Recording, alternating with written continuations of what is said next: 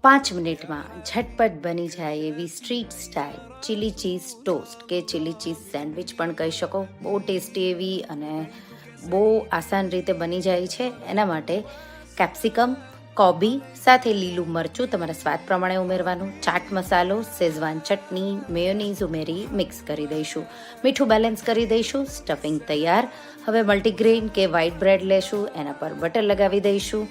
તો અહીંયા soft butter કરી અને તમારે લગાવી દેવાનું. 1 ટેબલ સ્પૂન જેટલું સ્ટફિંગ, એના પર ચીઝ સ્લાઇસ, એના પર પાછું સ્ટફિંગ 2 સ્લાઇસથી કવર કરી દઈશું. ઉપર બટર લગાવી અને તમે એને તવા પર કે પછી આ રીતે તમારા પાસે ગેસ સ્ટવવાળું ટોસ્ટર હોય તો એના પર 1 મિનિટ જેવું 2 સાઈડ બટર લગાવી આવું ક્રિસ્પી ગોલ્ડન બ્રાઉન થાય ત્યાં સુધી એને સ્લો ફ્લેમ પર થવા દેવાનું.